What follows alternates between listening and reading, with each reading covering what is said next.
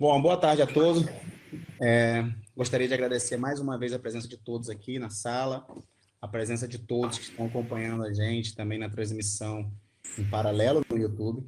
Agradecer imensamente a professora Silvia, o professor Lucindo, pelo tempo para estar aqui disponível com a gente para conversar um pouquinho sobre as pesquisas no Brasil pós-pandemia, né? A professora Silvia representando a CAPES, o professor Lucindo representando o CNPq, e eu tenho certeza que será um webinário da gente tirar muitas dúvidas, né? E muitas perguntas também, que a gente às vezes conversa entre os pares, né? Mas não consegue conversar diretamente com os órgãos de fomento. Então, eu creio que vai ser uma oportunidade imensa para que todos retirem o máximo proveito, né, desse seminário.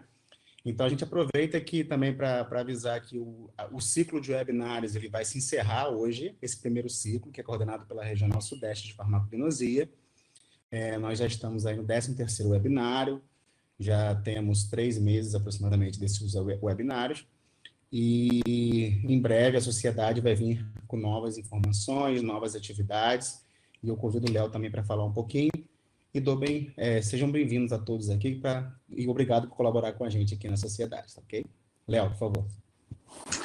Então, boa tarde a todos. Queria agradecer especialmente a professora Silvia, ao professor Lucindo pela presença. Uma grande honra para a gente ter vocês aqui essa tarde. Quero agradecer a todos que estão assistindo esse webinário, tanto pela plataforma RPN quanto pelo YouTube. Agradecer também de antemão ao Douglas por toda a organização desse ciclo de webinários que se encerra hoje, né?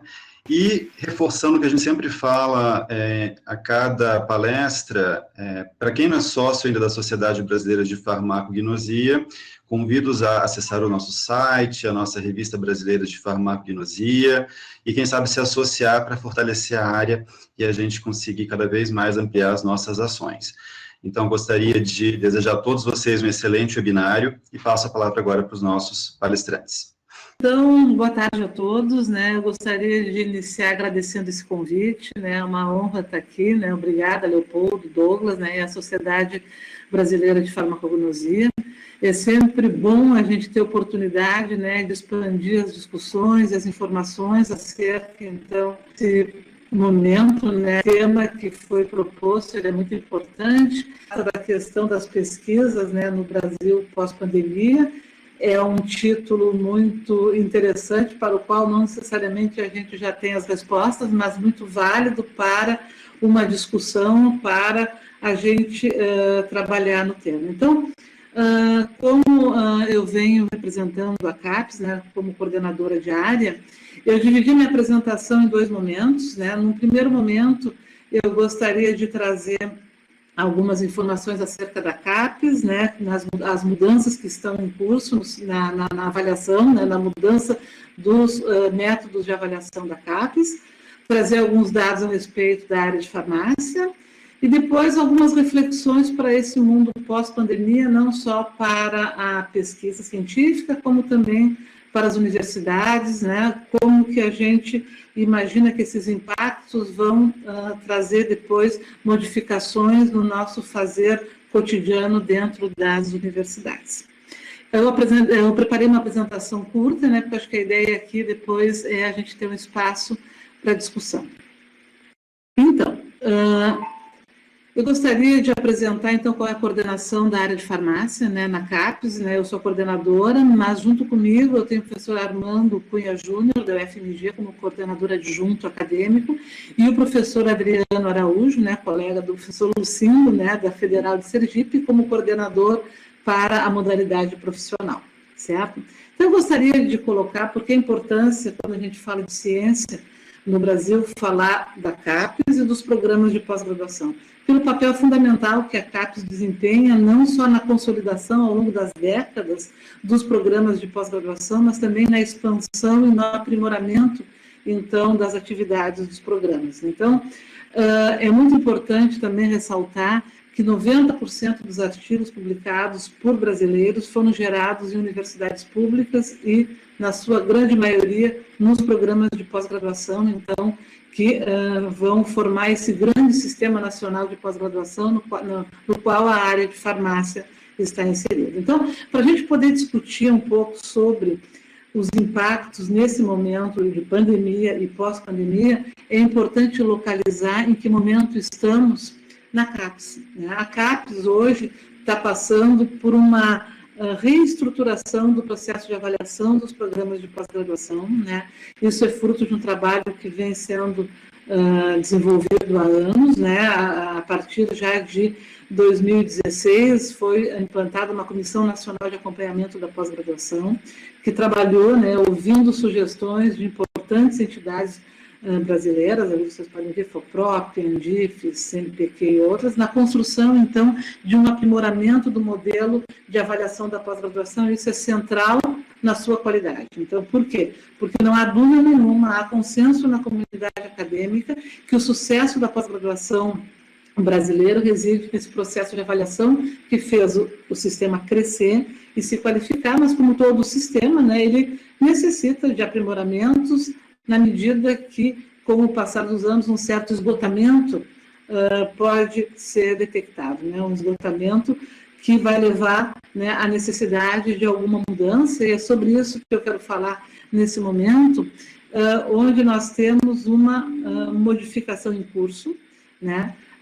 Essa Comissão Nacional de Acompanhamento do PNPG detectou, e isso é fato, todos os coordenadores de programa sabem, que o processo de avaliação era centrado muito firmemente em torno da produção intelectual dos programas, traduzindo, em outras palavras, a questão da produção intelectual, alcançando até cerca de 70% da pontuação, e, de acordo com os especialistas que se debruçaram sobre esse tema, existiam alguns aspectos que eram ou ausentes ou subvalorizados nessa avaliação.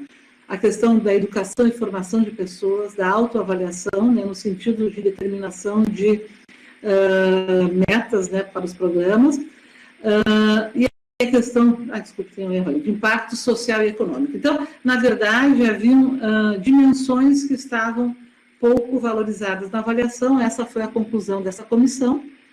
Então, na verdade, no seu relatório final, ela encaminha a CAPES, né, a proposição de que a CAPES mude o seu modelo de avaliação e passe a ter uma avaliação mais multidimensional, e é nesse contexto que as atividades hoje se inserem, né? A CAPES está modificando esse modelo de avaliação, as fichas de avaliações dos programas, né, todo o documento de área e mesmo a plataforma Sucupira estão sendo modificados para incorporar esse sistema que tem, na verdade, 5 dimensões, né? Para além da produção científica, que ela é óbvia, também a questão da educação e formação de recursos humanos, internacionalização, impacto e relevância, né, tanto social quanto econômica, e a questão da inovação e transferência de conhecimento. Então, na verdade, é um modelo multidimensional que não permite que seja que todas essas atividades sejam avaliadas de maneira condensada num único parâmetro. Então, a ideia é que haja esse novo modelo de avaliação multidimensional. Dentro da CAPES, uma figura de linguagem que muito se usou foi cada macaco no seu galho, ou seja, vocês podem ver aqui um gráfico radar com essas 5 dimensões, de forma que cada programa vai ter atividades que vão tender para um dos ápices ou não, fazendo uma impressão digital própria de cada programa. Ou seja, nesse programa, nessa avaliação multidimensional, a gente teria um equilíbrio maior entre os indicadores quantitativos e qualitativos. O programa deveria estabelecer uma autoavaliação alinhada ao contexto institucional. A questão dos impactos tem que ser bem claras e definidas. A indicação das produções selecionadas, isso com a mudança, o novo Qualis que foi estabelecido, nós temos essa outra indicação. Os programas e os docentes indicam produções selecionadas que vão permitir essa qualificação, essa estratificação da qualidade dos programas.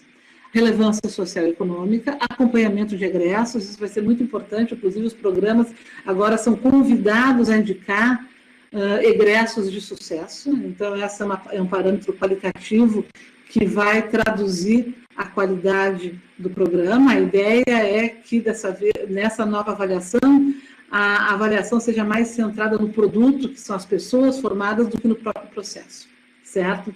A internacionalização e a inovação. Então, a ideia ideia, a partir do modelo multidimensional, é que cada programa defina a sua missão, indicando quais dimensões são seus pontos fortes. Então, na verdade, esse novo modelo demanda uma proatividade nos programas, no sentido de informar essas dimensões, como que cada programa se coloca, certo?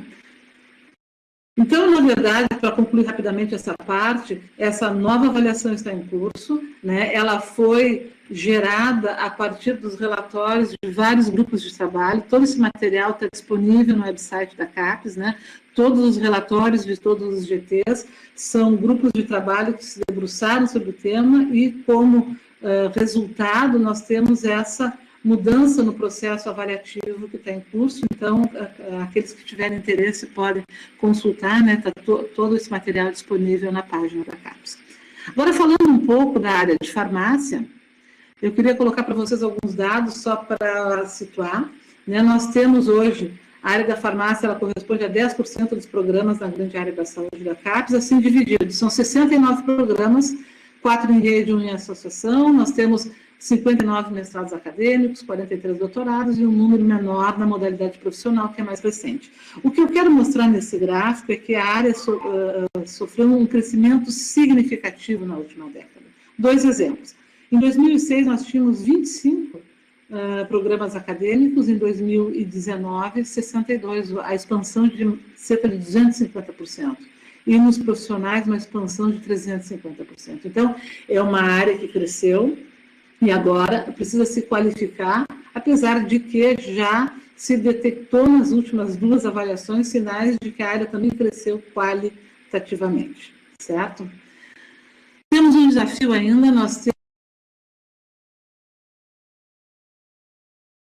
a concentração dos programas, situa-se na região sudeste, né? A gente pode ver aqui no gráfico, seguido pela região sul e nordeste, que são equivalentes, né, quantitativamente, e um déficit na região norte e centro-oeste. Então, nós ainda temos essa questão da assimetria regional a ser resolvida.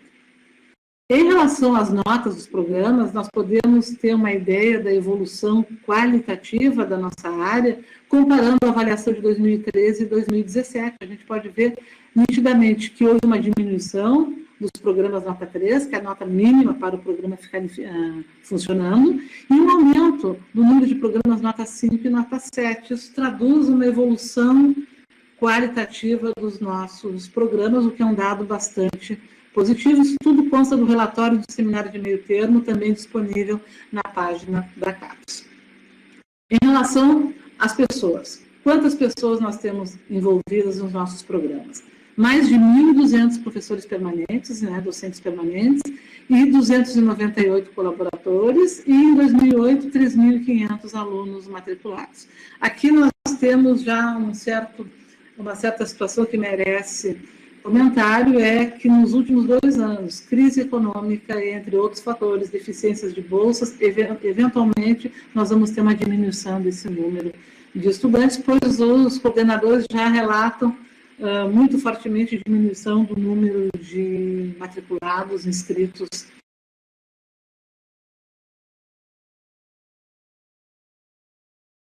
Então, para finalizar, então, essa apresentação sobre a área, gostaria de comentar que, em função, então, dessa mudança do processo avaliativo, no seminário de meio termo que ocorreu o ano passado, a área já fez recomendações muito alinhadas a esse novo processo de avaliação aos coordenadores dos programas. Então, são essas as orientações: o estabelecimento de planejamento estratégico e procedimento de autoavaliação, estabelecer ações de acompanhamento dos egressos, envidar esforços para aumentar a produção bibliográfica e com alunos do programa. Isso é uma coisa que mudou fortemente na área de farmácia. Produção intelectual é igual a produção on-discente e ou egressos.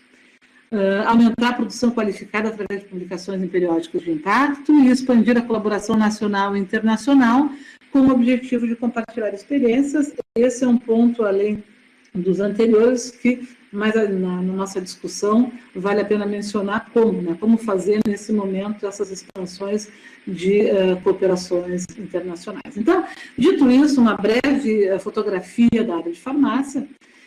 eu gostaria de voltar ao tema, né, que foi proposto nesse seminário, a questão da crise da Covid e o impacto que nós temos na nossa comunidade e nas nossas atividades. Então, eu levantei alguns pontos que são muito evidentes, né, que já estão acontecendo e que são pontos difíceis de serem equacionados. Primeiro, as atividades se encontram praticamente paralisadas, sendo muito difícil atender os requisitos de distanciamento, sobretudo em áreas experimentais, como é a área da farmácia. Então, no momento, está quase tudo paralisado, isso vai ter impacto, né, no nosso sistema, e para o futuro nós temos dois cenários: ou nós temos uma vacina, ou nós temos uma necessidade de adequar protocolos para uma realidade completamente desafiadora, pois a maioria dos nossos trabalhos são experimentais de laboratório, ou pesquisa clínica, ou ainda pesquisa de campo. Então, situações difíceis de gerenciar. Uma outra coisa que causa impacto, que é impactante, é a questão das perdas significativas na formação e na carreira. Isso é visível, a gente consegue perceber essa tensão, sobretudo para os professores mais jovens, que estão no início de carreira e se deparam já com um cenário tão desafiador, como para aqueles estudantes de pós-graduação ou pós-doutorado que encontram-se em curso, né? Como desatar esse nó no momento de emergência sanitária.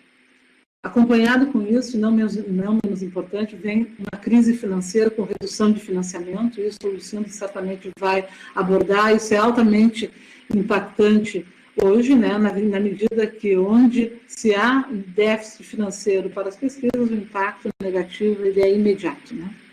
E a questão, uma outra questão um pouco mais filosófica, mas também fundamental para a discussão nesse momento, é a questão do que estamos vivendo. Um negacionismo da ciência ou uma valorização da ciência? Ou ambos? Que paradoxo é esse que nós estamos vivendo nesse momento? Os dois cenários estão convivendo ao mesmo tempo. Nunca houve um negacionismo tão intenso da ciência, assim como fazia muito tempo que a ciência não era tão valorizada. Então, esses pontos eu acho que merecem discussão e eles estão já tendo consequências, né, nas atividades de pesquisa e nas atividades nas universidades, certo? Então, agora eu gostaria de trazer algumas reflexões sobre o momento, né, antes de finalizar, pontos que eu acho interessante, né, tentando ver um pouco ao redor do mundo o que se coloca, o que se discute a respeito do impacto da pandemia, não só na ciência, como nas universidades. É muito intrigante o título dessa matéria, de um artigo na revista Nature, que diz que as universidades nunca mais serão as mesmas depois da crise do coronavírus. Por quê? Porque nós temos mudanças que vão impactar o futuro, né? Vão impactar e nós vamos ter que lidar com esse novo ambiente, com uma nova realidade. Primeiro, um aumento substancial das disciplinas online. Isso vai modificar o aluno, vai modificar o professor e vai modificar o gestor. Do ponto de vista global, há a menção de que haverá uma diminuição do número de estudantes internacionais. Pelo menos enquanto não houver uma vacina, nós vamos estar frente a esse cenário. No Brasil, esse impacto é menor, mas grandes universidades americanas e europeias dependem muito dos estudantes internacionais, não só para o seu financiamento, como para as pesquisas. E também a necessidade de remodelar as suas atividades para serem mais relevantes para as comunidades locais e nacionais. Essa é uma outra grande discussão. As atividades da universidade devem servir a quem? Com qual propósito? Talvez seja um bom momento para uma reflexão nesse sentido. Assim, nós temos a questão, então, do ensino online, né, usando essas plataformas. Um termo que se usa, eu acho muito interessante, que agora nós temos praticamente uma única universidade no mundo, chamada Universidade Zoom. E a grande pergunta é, esse aprendizado nessas plataformas é o melhor? Ele é adequado?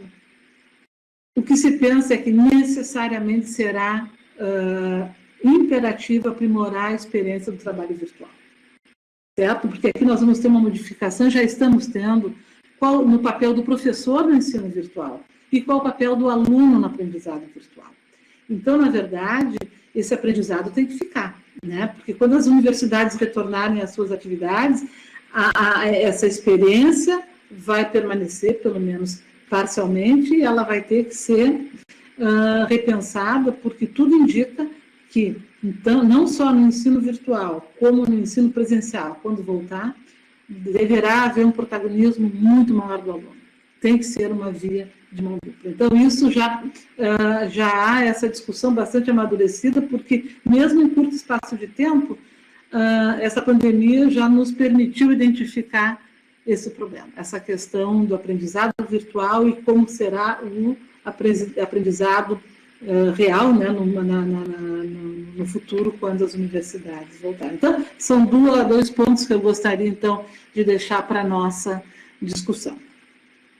Outras questões que eu acho que vale a pena refletir nesse momento, né, sobre ciência no ambiente pós-pandemia, seria a questão de repensar como a pesquisa é financiada, rever qual pesquisa deve ser financiada, reimaginar modelos de publicações científicas e reconsiderar como comunicamos a ciência.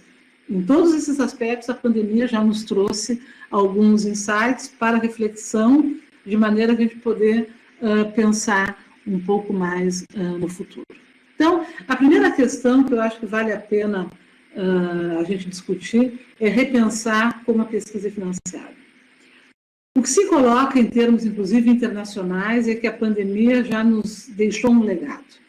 Por quê? Ao redor do mundo, e no Brasil a gente experimentou isso também, os sistemas de financiamento de pesquisa adotaram respostas muito mais rápidas.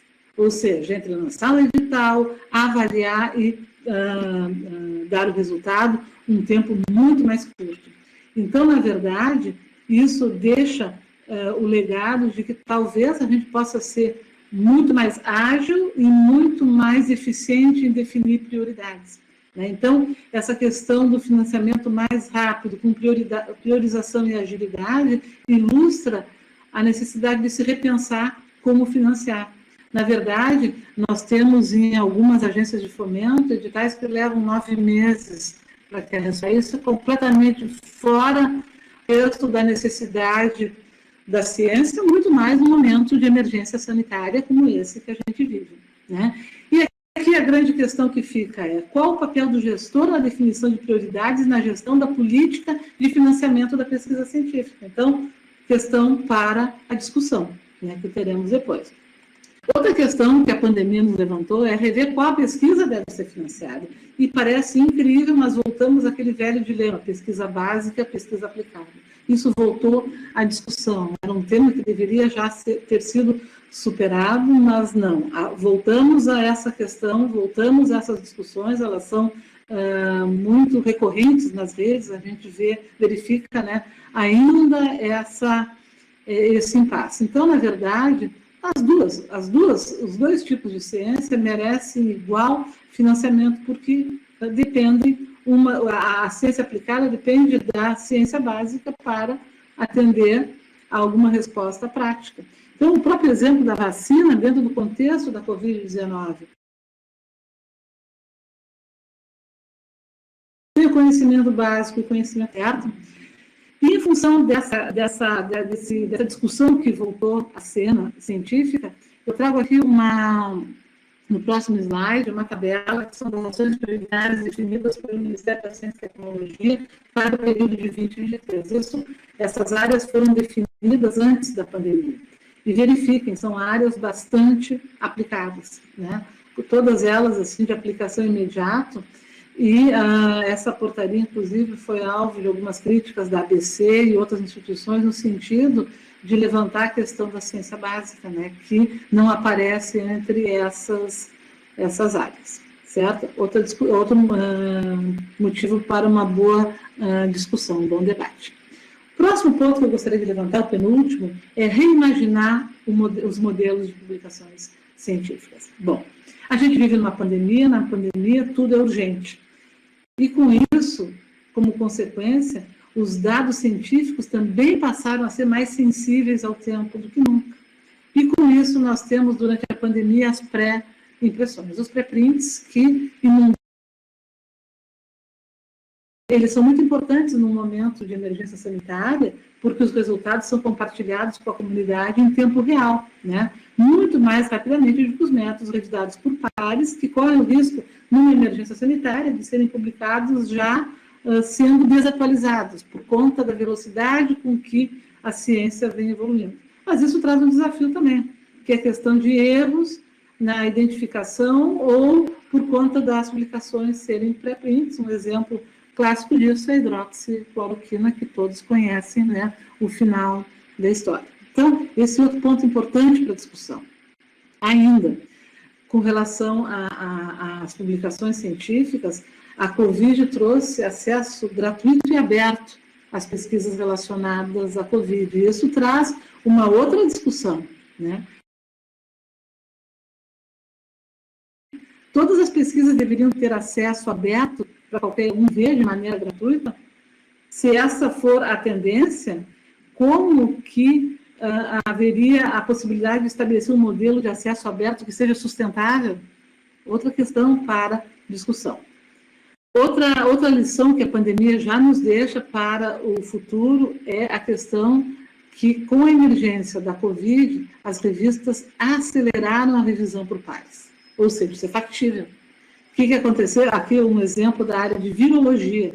Uma análise de 14 periódicos revelou que o tempo para publicar caiu de 117 dias para 60 dias. Então, esse é um outro ponto que merece discussão. E, por fim, o último ponto que eu gostaria de falar é a questão do reconhecimento da ciência e como nós comunicamos a ciência, né? Então, hoje nós temos uma integração muito mais destacada da ciência com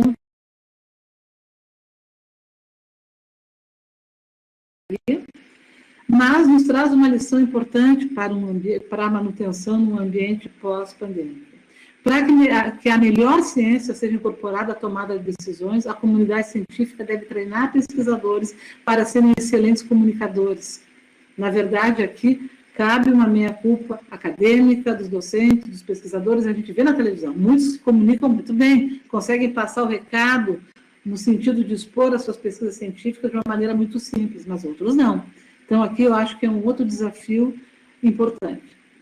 E ainda uma pergunta para finalizar esta reflexão é o seguinte: a comunicação científica só é eficaz quando o mundo estiver aberto a ouvir o que os cientistas têm a dizer. Esse é o outro lado, né? Então, eu acho que são pontos que a gente vai ter que levar para esse ambiente pós-pandemia.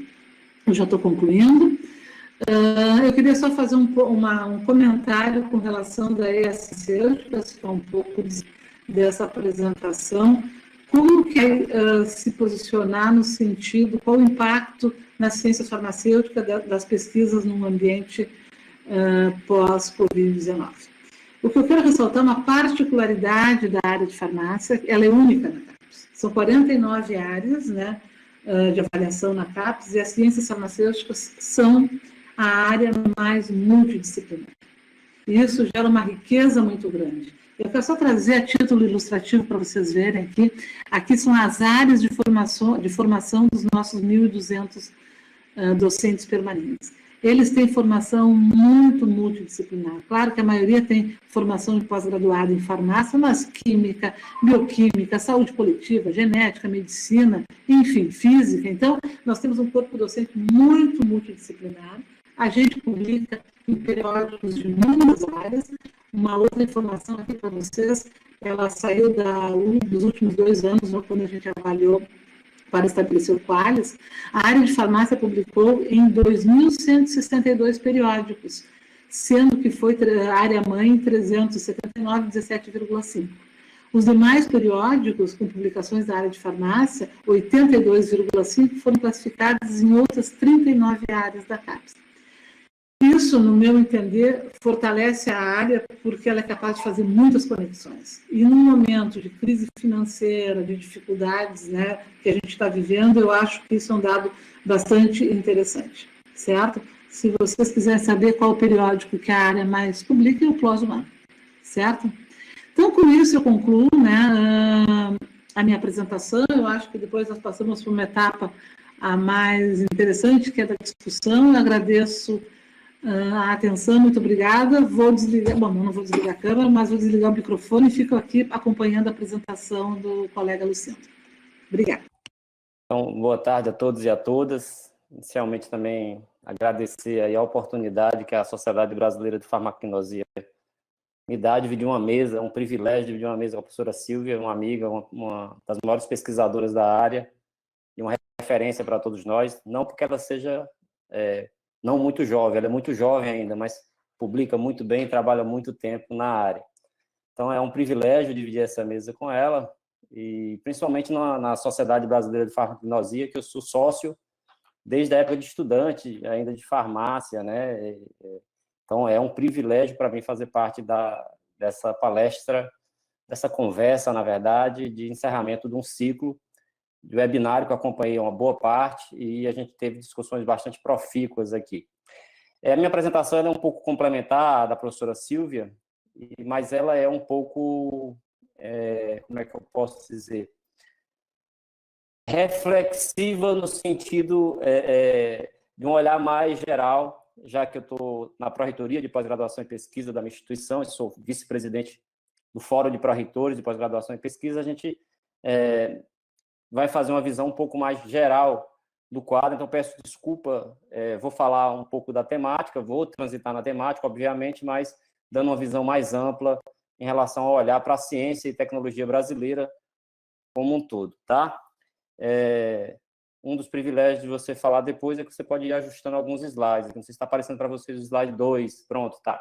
Aqui é o CA de farmácia atual, né? Tivemos a chegada da professora Tereza Dalla Costa e a professora Maria das Graças, substituindo a professora do CINEA e o professor Eloy, do qual já deixo aqui meu abraço, meu carinho, pessoas que eu aprendi muito no CA de farmácia.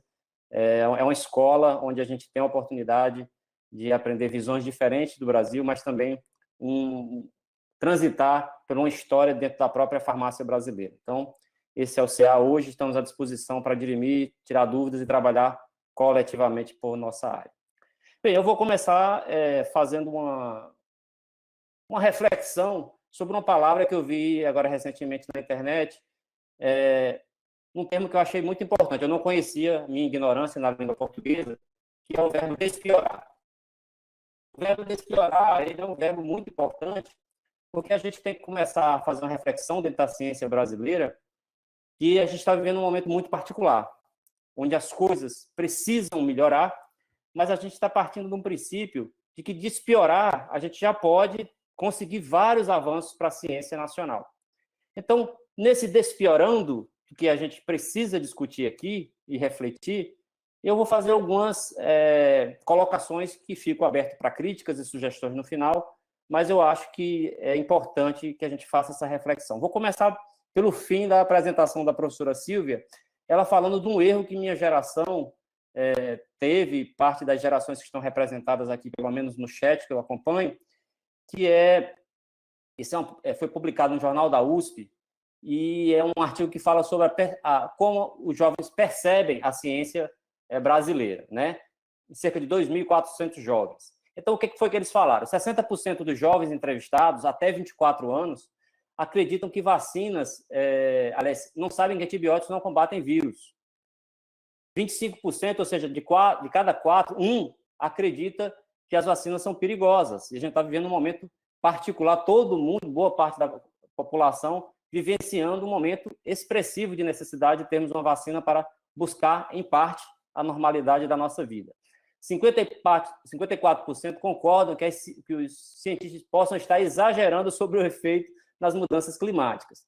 Veja bem, por que eu começo por aqui? Eu começo por aqui porque a Sílvia está certa. A nossa geração ela foi formada muito para pensar em publicar bons papers e tentar fazer uma ciência de muita qualidade. Mas nós temos uma incapacidade muito grande, uma dificuldade muito grande de conversar com o cidadão comum que não transita na área de ciência. Isso é uma dificuldade que temos que trabalhar. A professora Helena Narder, antiga presidente da SPPC, disse que a gente fala para convertidos. A gente fala para pessoas que já entendem do que se trata o tema, né? Isso é tão verdade. Veja bem, aqui embaixo diz, você lembra de algum nome de cientista brasileiro? 93% não lembra de nenhum cientista brasileiro. Mas o que eu me senti particularmente mais agredido no gráfico abaixo. Você lembra de alguma instituição que se dedique a fazer pesquisa e ciência no Brasil?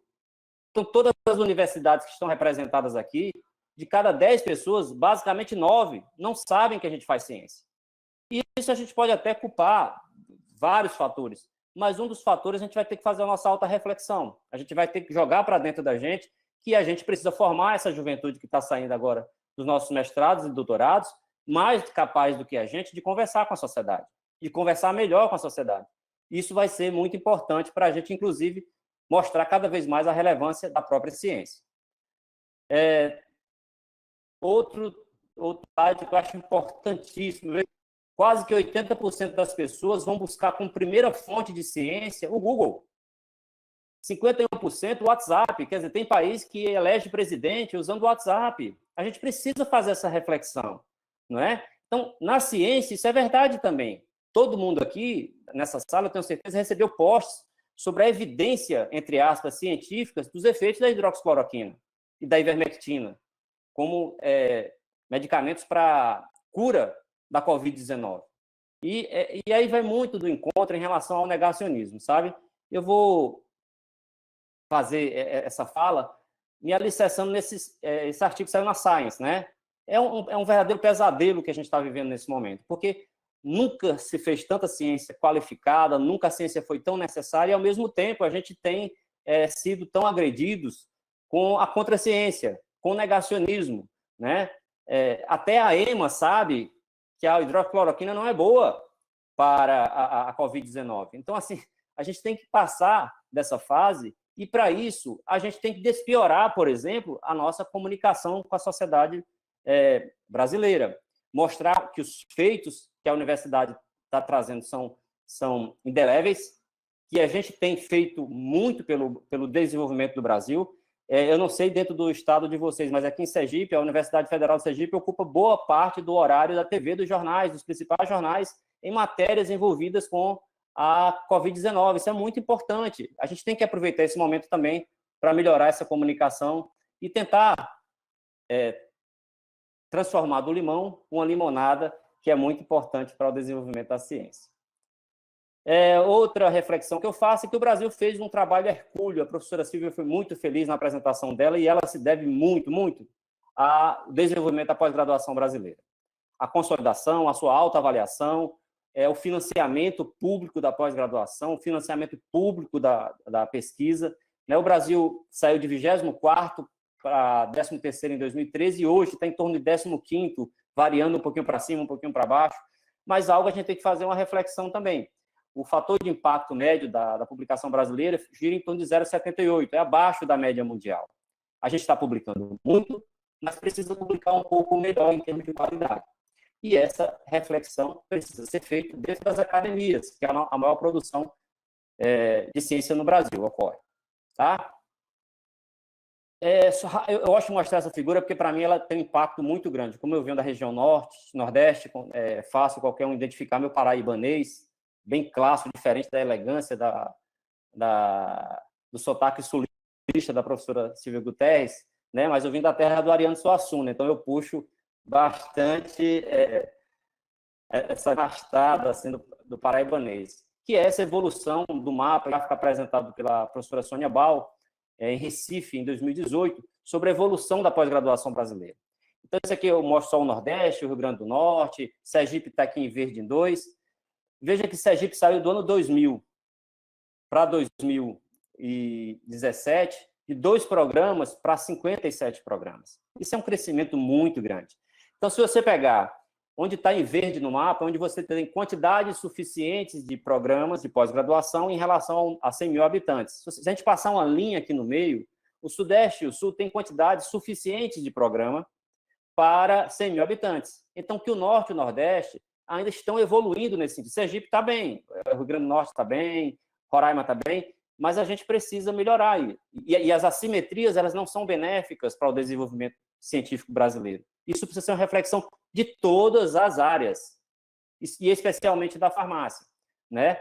É importante que o Brasil todo fique verdinho aí nesse sentido. Esse número de 2.850%, ele não existe, ele é imaginário, mas só para mostrar a grandeza de como cresceu de 2 para 57 programas em 17 anos. É um crescimento muito importante. Está aqui contemplado também por essa apresentação aqui do professor Anderson Corrêa, antigo presidente da CAPES, que ele dizendo, ó, 2008 e 2018, a pós-graduação praticamente dobrou em número de alunos. E isso é muito relevante.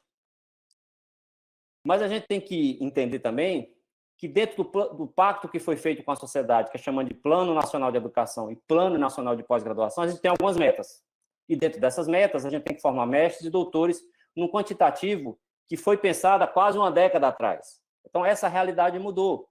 Essa realidade ela precisa ser repensada e precisa ser reconstruída com a sociedade. O que está sendo discutido nos dois novos planos, no Plano Nacional de Educação e no Plano Nacional de Pós-Graduação, mas dentro de uma política hoje em que vê a pós-graduação talvez como não um alicerce da ciência brasileira. E a gente tem que ir para campo e tentar mostrar que é muito relevante o envolvimento da ciência brasileira. Para o aluno de pós-graduação que está assistindo aqui, eu vou mostrar uma figura que eu acho muito emblemática. Se você pensa que sua vida foi ruim, veja essa figura. Sabe o que é isso? Isso é uma fila de candidatos de doutorado em Wuhan, onde surgiu o coronavírus. O pessoal vai fazer engenharia, doutorado, a gente pensa que é uma fila de metrô, mas não, são candidatos de doutorado. Então, toda vez que você pensar que sua vida é miserável, lembre dessa figura, porque o processo de seleção é muito mais grave, é muito mais perverso. E a gente está competindo com esse pessoal. É esse pessoal que a gente vai competir como players internacionais. E é muito importante que a gente faça também a visão de que precisamos otimizar nossos processos, tanto de avaliação, mas também de equidade da distribuição de recursos financeiros. Porque assim a gente diminui também as assimetrias. Estou caminhando do meio para o fim, não sei como é que está meu tempo, mas a China fez isso. Né? A China, essa publicação é do final do ano passado, de outubro, aqui, 2019. Eu sugiro que todo mundo que está aqui leia essa publicação, que ele faz uma reflexão de como a China se tornou uma superpotência. E ele coloca como 2 pilares para isso. Primeiro pilar, forte investimento na educação. Não tem como desenvolver uma grande potência sem um forte desenvolvimento e investimento público na educação. É preciso que isso seja repensado por nossos dirigentes, porque sem esse passo, muito dificilmente a gente vai fazer o segundo passo, que é um forte investimento em ciência e tecnologia. A gente precisa de pessoas cada vez mais capacitadas, cada vez mais globalizadas, cada vez mais preparadas para os desafios que estão apresentando, e elas precisam ser, então, melhor educadas. E a China conseguiu dar esse passo. A China está mandando uma sonda agora para Marte, quer dizer assim, eles estão num estágio avançado, e se você pegar 30, 40 anos atrás, a gente estava basicamente no mesmo nível. Alguma coisa a gente não fez certo, e alguma coisa eles fizeram certo. A gente precisa também repensar isso. Acho que estou caminhando do meio para o fim, mas outra slide do professor Anderson Corrêa, lá, antigo presidente da CAPES, que eu pedi licença para utilizar no FOPROP, que a nossa produção ela tem baixíssima vinculação com a indústria, é muito pequena. Se você pegar, por exemplo, o Brasil está aqui embaixo, ó, cerca de aproximadamente 1,13% da nossa produção tem alguma relação com a indústria. Você vai para os Estados Unidos, vai para em torno de 3%, para a Alemanha de 4,4%. Esse passo a gente precisa dar. Esse passo, a academia precisa fazer essa reflexão. E instrumentos que tornem mais flexível esse movimento de conversa entre a universidade, principalmente ela pública, e eu vou falar aqui particularmente das federais, que é muito burocrático, é muito engessado esse movimento, ele precisa ser alterado se a gente quiser mudar essas realidades. Né? Num momento como esse, a gente deveria estar discutindo uma maior relação entre startups e desenvolvimento, por exemplo, de kits diagnósticos, de produção de materiais com biotecnologia para o enfrentamento da Covid-19. Enquanto isso, a gente está preocupado com o orçamento do ano que vem, se a gente vai conseguir pagar as contas da universidade a partir do que está sendo apresentado para um cenário muito complicado de 2021. Isso aqui também eu acho que é importante chamar a atenção. O Brasil, no ranking global, ele ocupa a 47ª posição, né, em 2011, e hoje está na 66ª posição. A gente fica derrapando, enquanto que você pega países como Singapura, que é uma cidade-estado, o tamanho da cidade de São Paulo, menor que a cidade de São Paulo, é o 7º maior produtor de inovação, né?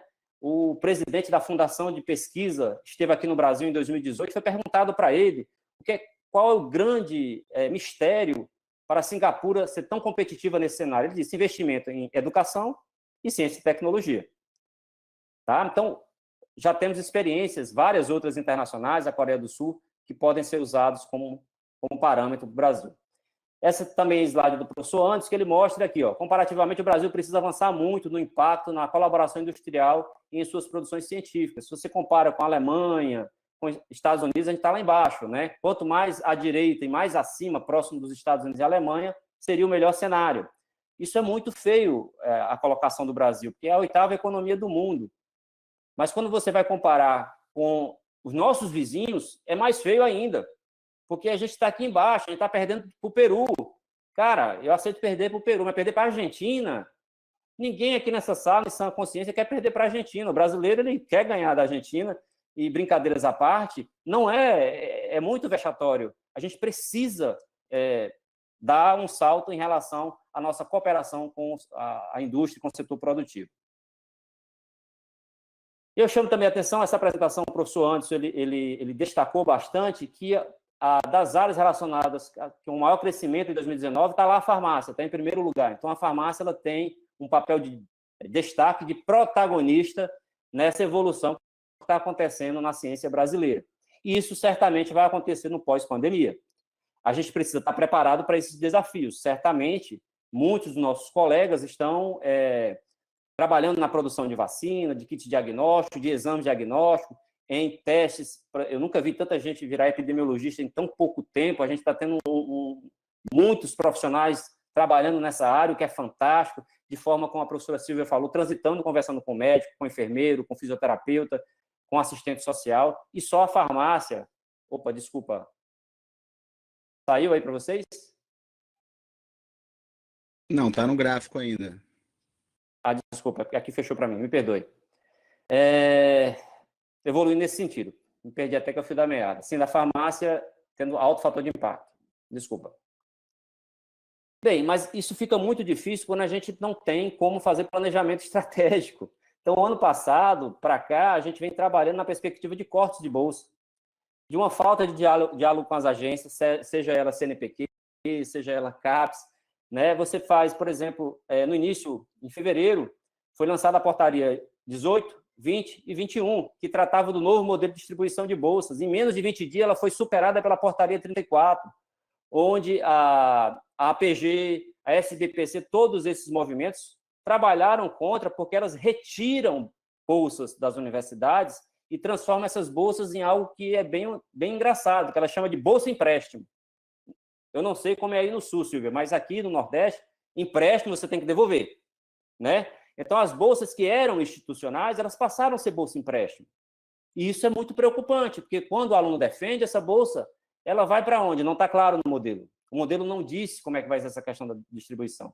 Outra coisa que está em pauta ainda no Congresso, apesar da gente escutar pouco, é a questão ainda da fusão da CAPES e do CNPq. Isso ainda está em muita discussão lá em Brasília, mesmo com o coronavírus andando lá pelos corredores. A gente precisa também estar nessa frente de batalha, porque são duas agências que têm funções diferentes e papéis muito importantes para o desenvolvimento do Brasil. Acho que já estou caminhando para o final também. Não vou repetir aqui, mas mudanças do CNPq e na CAPES preocupam a pós-graduação da USP. Quando eu li isso, eu que sou de uma das menores instituições do Brasil, fiquei empavorosa, porque se preocupa a USP, imagina quem não é da USP. Imagina quem não tem uma FAPESP para financiar pesquisa. Isso é uma preocupação muito grande, porque apesar de ter esse movimento, e eu vou fazer um elogio, talvez seja rebatido aí quando as pessoas forem falar, que foi uma das poucas vezes que o Brasil tem trabalhado em criar áreas prioritárias. Ele vai ter que criar áreas prioritárias. Se tem pouco recurso, a gente vai ter que dizer em que a gente é bom e fazer investimentos nisso. Só que quando você faz isso, num período pré-pandemia, sem conversar com os principais atores, dificilmente você vai ter resultados práticos. Então, talvez mudar a lógica, conversar primeiro com os principais atores e depois a gente vê quais seriam as áreas prioritárias. Fica essa sugestão aí para o M. Na época era MCTIC, né? Ainda tinha comunicação, já cortaram até a comunicação depois que lançaram. Então, é outra fase aí, tá? Então, as questões de prioridades, a USP fez um inquérito com os pesquisadores, então, mostrando que boa parte daquelas áreas, os programas da USP, que é onde concentra o maior número de programas 6 e 7 do Brasil, vão estar fora das áreas prioritárias, não vão ser atendidas. Então, isso também tem que ser de reflexão para o Ministério. Estou acabando. O professor fala demais, né? Isso aqui é um post da SBPC, mostrando que só no final do ano passado, de janeiro a outubro, foram 18 mil bolsas que foram retiradas do sistema. Isso é muito bolsa. Se você imaginar que só a CAPES tem em torno de 93, 94 mil bolsas. Tá? Parte dessas bolsas voltaram como empréstimo e parte dessas bolsas voltaram para a Covid. Mas elas não foram bem detalhadas e debatidas com a sociedade como elas devem ser, como elas poderiam ser distribuídas. Próximo aqui, estou acabando. Bem, em relação ao investimento, a gente pensa que nossa vida era muito ruim quando chegou o Temer, mas ele podia ficar pior e ficou. Porque a gente teve um crescimento no investimento de recursos dentro do governo do presidente Lula, mas que era muito abaixo da necessidade de produção local. É muito importante que se diga isso. Nunca o país pensou numa política de Estado para ciência e tecnologia, em nenhum dos governos, tá? Mas ele ficou, depois dos cortes e da crise financeira, em que a Silvia falou muito bem, com cortes muito gritantes no orçamento da ciência e tecnologia. Se você pegar agora, em 2020, a gente tem um orçamento similar ao ano de 2004. É de volta para o passado. A gente precisa fazer um reinvestimento em ciência e tecnologia, se a gente quiser voltar a crescer. Parte desse recurso, dessa curva aí, também tem Ciências Sem Fronteiras aplicado aí, tá? Então, precisamos financiar melhor. E, para financiar melhor, uma das saídas é o Fundo Nacional de Desenvolvimento Científico e Tecnológico, que tem 5 bilhões e 200 milhões lá, onde foi autorizado o gasto de 600 milhões. Então, 600 milhões, exatamente. Nós temos em torno de 4,2 bi lá dentro do fundo, que está contingenciado. Não tem explicação técnica para isso. Foi um fundo que foi criado só para financiamento de ciência e tecnologia. Nós estamos vivendo a pior pandemia da história da humanidade, né? E aí esse recurso está contingenciado, quando devia estar nos laboratórios, financiando projeto, financiando vacina, não faz sentido. E para isso eu vou pedir a ajuda de todos vocês, porque a gente tem hoje, rodando lá no Congresso, antes disso, a SBPC, esses slides não são meus, são slides da SBPC, eu estou só apresentando aqui, tá? Quando tiver SBPC, foi a SBPC que questionou isso, mandou uma carta para o então candidato à presidência, o Bolsonaro, perguntando quais seriam as ações dele para a ciência e tecnologia. Ele disse que era aumentar o orçamento dessa área de 10 para 15, nos primeiros 2 anos até 10 bilhões e até o final a 15 bilhões. A gente não chega a 4 bilhões, ou seja, essa a gente não conseguiu vencer. Destravar o FNDCT, tem uma proposta do governo do ano, no final do ano passado, que foi vencida no Congresso, no Senado, que queria justamente contingenciar ad eterno o FNDCT. Também foi vencida. E a SBPC perguntou, teria como chegar em 2% do PIB em ciência e tecnologia? Ele disse, não, precisamos chegar em 3%. A gente não chega em 1% no investimento. Então, isso, como cidadãos, a gente precisa cobrar para que nossos líderes cumpram suas palavras e retornem investimento para a ciência e tecnologia, na minha opinião, que é importante para o país e para o próprio governo esse desenvolvimento. Estou finalizando. Aqui, eu queria falar aqui, o projeto de lei que libera recursos do FNDCT, né, que é do Isalci Lucas, do Distrito Federal, em que, para ser votado, eu entrei hoje de manhã, tinha 3 mil e poucas assinaturas. A gente tem muito mais gente para se mobilizar, né? Saiu uma carta agora, chancelada pela SBPC, pela a Confederação das Indústrias, dizendo que tem a liberação de recursos para a ciência e tecnologia. O Brasil não pode mais esperar isso. Então, eu rogo que os órgãos se sensibilizem e voltem a fazer o financiamento. Estou acabando agora. Finalizando com a parte de internacionalização, né? A internacionalização da ciência brasileira, ela precisa ser fomentada tanto pela CAPES, mas também pelo CNPq.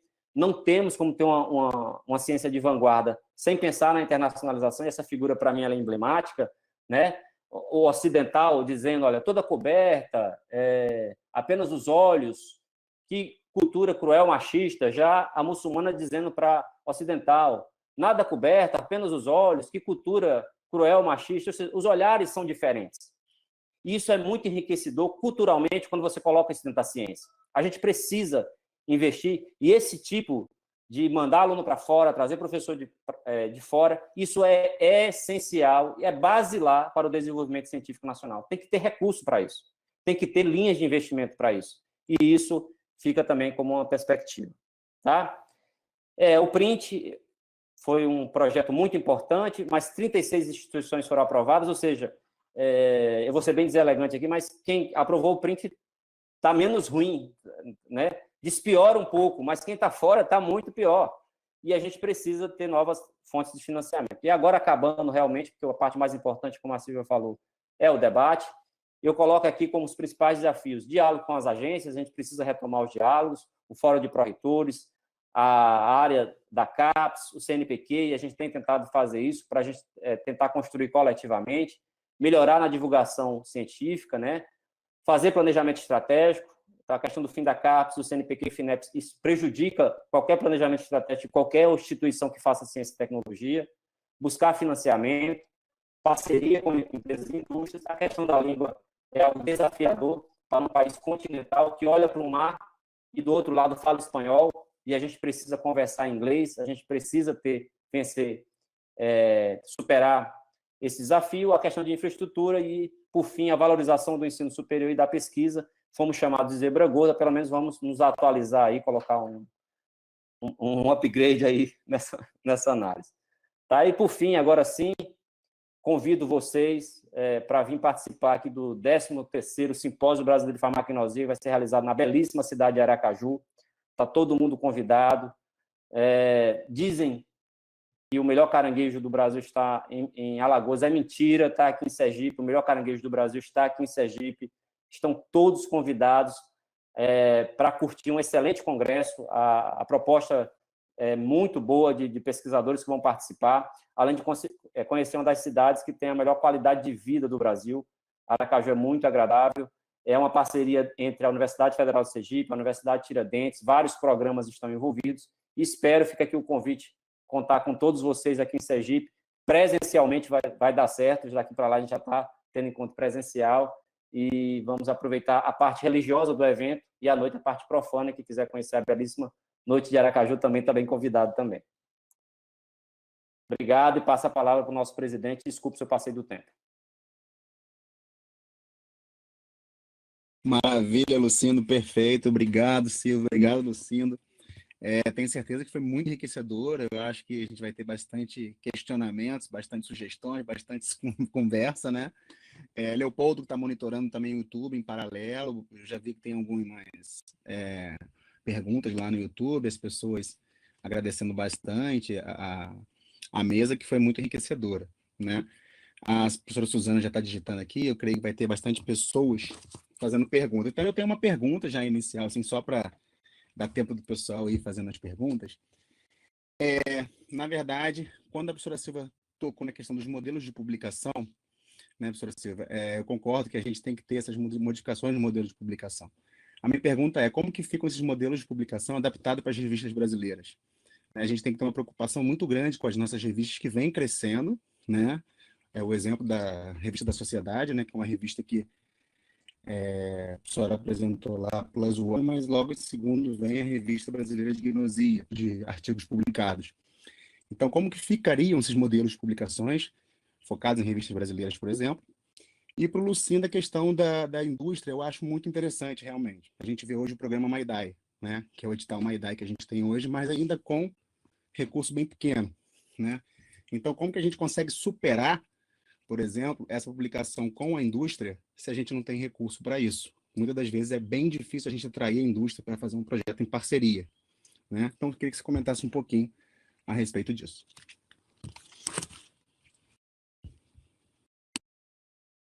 Estão me ouvindo? Sim. Bom, Douglas, obrigada pela pergunta. Na verdade, eu não tenho uma resposta para ti. Eu não sei como que a gente pode adaptar e se esse novo modelo de publicação mais aberta, mais gratuita, vai se firmar no mundo. Talvez seja um efeito muito passageiro desse momento de exceção que a gente está vivendo, né? Dessa emergência que fez com que houvesse uma maior transparência e solidariedade. Talvez esse momento não se perpetue. Então, realmente eu acho que a gente não sabe ainda o que vai acontecer, como que os impactos vão se desenrolar, se permanentes ou transitórios. Eu acho que isso tudo vai depender muito do tempo que essa pandemia levar. Eu acho que todos aqueles efeitos que a gente discutiu, eles serão tempo dependentes. Se nós ficarmos 2, 3 anos nessa situação sem uma vacina, é muito diferente do que termos uma vacina em dezembro, quando eu acho que daí as coisas voltam ao velho normal com muito mais facilidade. Então, realmente, eu não sei nem se esse tipo de novo modelo vai se manter, talvez não. Eu acho que nós temos que esperar, né, e acompanhar, porque o desafio é a sustentabilidade das revistas, no sentido de que as empresas ganham dinheiro com as revistas, né, com a edição, com tudo isso. Então, o desafio que eu vejo é essa questão da sustentabilidade financeira e também a questão da abertura ou não dos artigos, no sentido dessa divulgação plena. Então, a ver, não tenho resposta, eu acho que é difícil antecipar esse cenário, mas a gente tem que ficar com as antenas bem acesas no sentido de evolução. É isso. Se a professora Silvia não tem resposta, quem sou eu para ter resposta? Veja bem, com relação às revistas, eu acredito muito que a Revista Brasileira de Farmacognossia está fazendo um papel brilhante nessa parte, porque ela é open access, né, ao pagamento da publicação pelos autores, mas ela permite que qualquer pessoa tenha acesso a isso. Sites como ResearchGate, SciHub, isso tem crescido no mundo afora. Assim, as pessoas têm buscado ferramentas para o acesso livre à informação. Isso eu acho que é um movimento um pouco sem volta, mas certamente as grandes empresas, editoras, elas vão brigar para manter o nicho dela. Eu também não sei a resposta, eu sei que a gente tem que tentar continuar brigando cada vez mais para termos acesso à informação e ela seja de qualidade. Com relação à parceria com as indústrias, veja bem, a gente tem que separar algumas coisas aqui. Eu vou me permitir falar um pouco mais, porque é inconcebível que o CNPq lance um edital de 50 milhões de reais para a Covid-19, quando o último edital universal foi em torno de 140 milhões de reais. Então, um edital universal teve muito mais impacto do que um edital para a Covid-19 por essa agência. Isso mostra um claro descompasso com o momento e necessidade. Tá? Então, o financiamento público para a ciência ele é majoritário no mundo inteiro, seja nos Estados Unidos, seja na Europa. Se chega na França, em torno de 77%, 80% do financiamento da ciência é público. Nos Estados Unidos, em torno de 66%, 67%. No Brasil, passa em torno de quase 90%. Mas é um perfil. Nós somos um país que estamos em estágio de avanço científico diferente da França e certamente diferente dos Estados Unidos. Então, a gente precisa de mais investimento de recursos do Estado. Isso não quer dizer que não temos que flexibilizar para que as parcerias junto com a indústria, o Renan Stein fez uma pergunta aqui bem interessante, Renan, ele deve ser realmente realizado junto com a empresa. A professora Silvia tem vários trabalhos em parceria com empresas. Isso já acontece, mas certamente ela teve que jogar pedra na cruz, ela teve que pular 4 muros, brigar com o procurador da instituição, ela teve que vencer barreiras que não eram para ela ter vencido. O trabalho dela é científico. Ela tinha que ter um suporte da instituição para ter um trabalho técnico, inclusive de conversar com as empresas, porque ela sabe fazer perfeitamente uma nanotecnologia, mas às vezes ela tem dificuldade de negociar com a empresa para valorizar o valor do produto que ela construiu. Isso é uma ciência que estuda para isso. Tem gente capacitada para isso. Quando eu fui para a Universidade de Iowa, nos Estados Unidos, eu tive uma reunião, a minha supervisora lá me chamou para conversar sobre o desenvolvimento de uma patente. Quando eu cheguei lá, tinha 2 advogados, um só especialista em direito internacional e outro em direito de patente, para a gente iniciar a discussão. Eu tenho certeza que a Silvia ela não teve todo esse aparato E olha que a Federal do Rio Grande do Sul é uma das melhores universidades, se não for a melhor que o Brasil tem, dentre as federais. Então, é um desafio. Concordo, é um desafio. Mas, se você não é figura lá da Yuhan, com aquele tanto de candidato, a gente vai ter que superar, tá querendo brigar. E aí, Pode, desculpa. Fica à vontade. Não, tu finalizou, Luciano? Desculpa, eu interrompi. Finalizei. Tá. Não, eu queria fazer um comentário a respeito dessa questão, dessas interações com empresas, né? Há décadas que se fala muito que elas são necessárias, que deve haver políticas públicas no sentido de consolidar, e há uma dificuldade muito grande na consolidação por conta dos meandros burocráticos das universidades, principalmente as federais. É uma maratona, é alguma coisa muito difícil, mas existem outros problemas também associados. Eu acho também que existe, muitas vezes, por parte dos empresários, uma percepção muito limitada do conceito de inovação. Tipo assim, trocou um parafuso de uma esteira e inovou. Não, ele trocou o parafuso. Então, esse conceito de inovação ainda é muito primário em alguns, não todos os empresários, isso dificulta, né? Então, acho que a gente tem esse problema, tem os meandros burocráticos e também tem, muitas vezes, uma dificuldade do pesquisador. E acontece muitas vezes, e isso eu ouvi de parte de muitas empresas ao longo dos anos. Quando a gente desenvolve uma nova tecnologia, o pesquisador acha que desenvolveu alguma coisa, a melhor tecnologia do mundo, e ele acha que ela se encaixa à demanda do empresário. Mas, olha, nós estamos falando de parceria universidade-empresa. Normalmente, o demandante tem que ser aquele que vai gerar riqueza e o produto a partir da tecnologia. Então, é muito difícil que na universidade a gente já tenha, a priori, desenvolvido uma tecnologia que se encaixe como uma luva na eventual demanda de uma determinada empresa. O que a universidade tem são competências. E essas competências, sim, podem ficar a serviço dessas relações. Então, eu acho que a gente tem dificuldades ainda conceituais nesse ponto. Uma outra questão é que a CAPES estipulou essas modalidades profissionais. Elas viriam para reforçar essas interações universidade-empresa. Agora nós temos doutorado, está um pouco em stand-by, mas a área de farmácia já tem um doutorado profissional. Por quê? Porque nós temos uma área muito aplicada, que ela é muito alinhada com essa questão profissional. Nós esperamos ver os resultados nos próximos anos. Nós temos um doutorado profissional e uma expectativa de que os resultados realmente sejam relevantes. Então, eu acho que essa interação com a empresa é fundamental para a questão da inovação no país, mas tem uma série de desafios, como o Lucindo colocou, e a gente ainda não conseguiu superar todos eles, de tal sorte que o Brasil tem um perfil que é completamente anacrônico. Por exemplo, se a gente vai olhar em qualquer país do mundo, as patentes são depositadas por empresas, com cotitularidade ou com universidades. Aqui no Brasil nós temos uma questão inversa.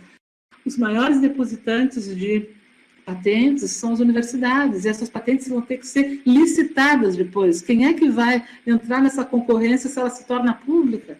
Então, são dificuldades que a gente vai ter ainda que superar. Com certeza, né? E é difícil. Se a instituição não tem, por exemplo, um núcleo de inovação tecnológica consolidado, fica mais difícil ainda. Nós somos pesquisadores, nós fazemos pesquisa, estamos na bancada, estamos divulgando conhecimento, né? Então, a gente realmente tem que ter um núcleo de inovação tecnológica, um nicho bem consolidado, né? Bom, Leopoldo, lá no YouTube tem alguma pergunta, algum questionamento, enquanto as pessoas vão fazendo outros questionamentos aqui? Ou até mesmo você, né? Temos sim algumas perguntas, vários elogios aos palestrantes.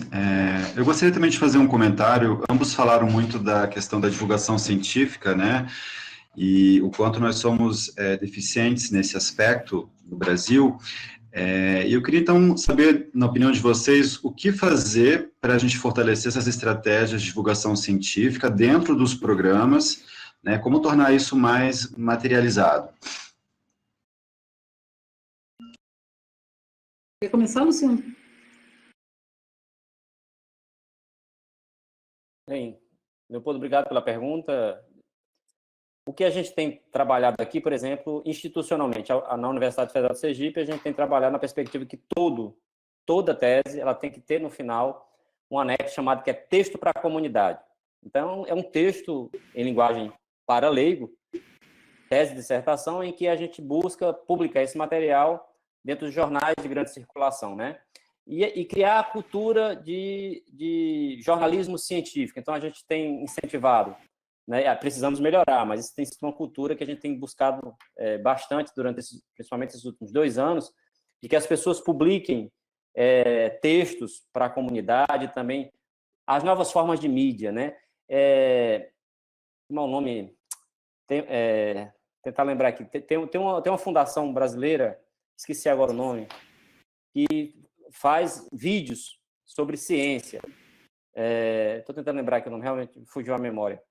E ela mostra, por exemplo, um pesquisador em 3 fases do vídeo. Primeira vez que ele tenta falar sobre o que ele fez em linguagem de leigo, é sofrível, você sente pena do cara, ele não consegue falar. Se fosse para falar de um paper, ele conseguiria. Mas já no último, após o treinamento, ele consegue conversar de forma leiga. Então, a gente tem que treinar a juventude, eu acho muito mais difícil, tanto pessoas como eu, como a Silvia, a gente aprender isso, mas as pessoas, os mais jovens, que pegam e tratam mídia social, jantam mídia social, almoçam mídia social, essas pessoas podem ajudar bastante a divulgação científica, mas com responsabilidade também, para a gente não ter o que teve, por exemplo, naquele largo estudo, eu faço uma crítica construtiva, mas logo que saiu o estudo com 96 mil pacientes sobre a hidroxicloroquina, né, visivelmente o trabalho, ele carecia, ele tinha sérios problemas de execução. E isso é importante também, divulgar, mas com responsabilidade. Essa é a grande dificuldade. Eu acho que concordo com tudo que tu disseste, Luciano, e acho que tudo isso está na mão dos jovens. Não é para uma geração já consolidada, os jovens transitam muito mais facilmente, é natural para ele todas essas novas mídias. O que eu acho é que os programas de pós-graduação podem inserir atividades, porque isso vai ter impacto social e relevância, porque há uma série de iniciativas que podem ser tomadas dentro dos programas para que os pós-graduandos também tenham alguma atividade de divulgação, papel proativo na divulgação das atividades do programa, da questão da divulgação das pesquisas mesmo. Então, eu acho que essa é uma necessidade e penso que são os jovens que vão fazer. Não serão as gerações mais sêniores, né, que já vêm de uma outra forma de atuar. Eu acho que nos jovens vai estar essa possibilidade de melhorar essa comunicação. Outro ponto que o Luciano tocou, que é muito importante, é a questão do jornalismo científico, que é praticamente inexistente no Brasil. Em qualquer país desenvolvido do mundo, você tem jornalistas científicos sempre perto de situações onde a ciência é demandada. E aqui nós temos FAPESP, aqui e ali, algumas instituições que têm um bom jornalismo científico, mas isso não é geral. Tanto é que quando a gente lê na mídia leiga alguma nota sobre ciência, muitas vezes elas vêm carregadas de erros. E a gente nota isso de maneira mais aguda quando a gente lê uma notícia de uma área que a gente conhece. É sempre imperfeita. Então, nós precisamos melhorar muito a questão do jornalismo científico e formar também bons jornalistas científicos. O Marcelo da Universidade Federal do Rio do Norte, eu acho que ele pergunta para você, Silvia, ele escreveu enquanto você apresentava, ele diz o seguinte: 5 dimensões e cada programa indicar quais as suas metas e dimensões mais fortes. Porém, como comparar diferentes dimensões entre os diferentes programas durante o processo avaliativo? Sim, então justamente essa é a grande novidade desse novo modelo. Então, o que se espera é um maior protagonismo dos programas. Então, na verdade, quando o programa indica em quais dimensões ele é mais forte, ele está sinalizando que é ali, que naqueles pontos que a avaliação deve se concentrar. É claro que nós temos uma avaliação mínima, esses indicadores quantitativos vão permanecer, nós temos um novo quadro, nós temos uma série de indicadores que as fichas de avaliação orientam. O que tem nesse novo modelo, essa questão qualitativa, é o diferencial.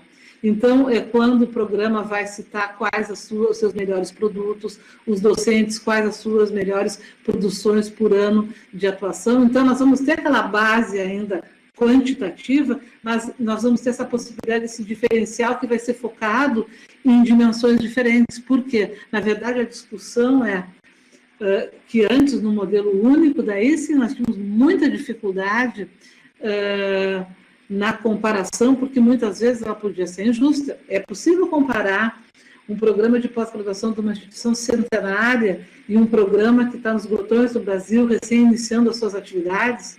Ou tem programas que têm uma forte vocação tecnológica, né, muitas interações com empresas, e outros têm na formação de pessoas o seu melhor ativo. Então, na verdade, essa diferenciação vai ter uma base qualitativa, mas quantitativamente existe ainda, né? Claro, essa avaliação, tanto que o novo qual está ali, né, ele acaba de ser aprovado. Então, na verdade, eu diria que os programas vão ter um maior protagonismo, não só ao indicar as dimensões, isso provavelmente vai acontecer no próximo ciclo avaliativo, nós estamos concluindo essa quadrienal com o processo em andamento, com algumas dessas questões já incorporadas, mas outras não.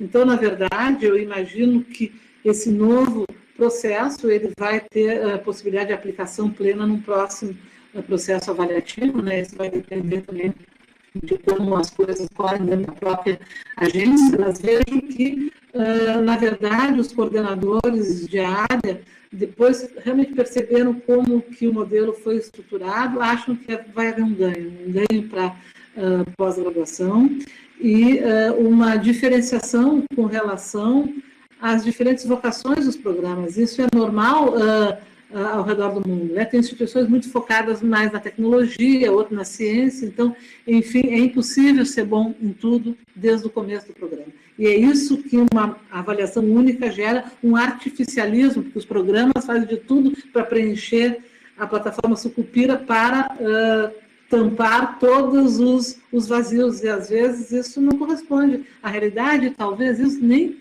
deva corresponder à realidade, né? É importante valorizar essa vocação dos programas, e o protagonismo dos coordenadores também passa a ser muito grande, porque nós vamos ter essa seleção da produção indicada. Quando o programa vai dizer os meus 5 melhores produtos no tempo de avaliação, ele está passando essa responsabilidade. Por quê? Porque ele está escolhendo quais são, e não necessariamente, isso é uma discussão que se teve bastante na CAPES, esses melhores produtos, né, não necessariamente tem que ser as publicações com maior impacto, porque isso, a Sucupira, quando a gente recebe os dados consolidados, isso a gente já tem essa informação, isso está no quantitativo do Qualis. Agora, se tu tem um produto que tem um diferencial, outro, é o momento de informar e ter essa diferenciação. Então, há uma expectativa interessante nesse novo modelo.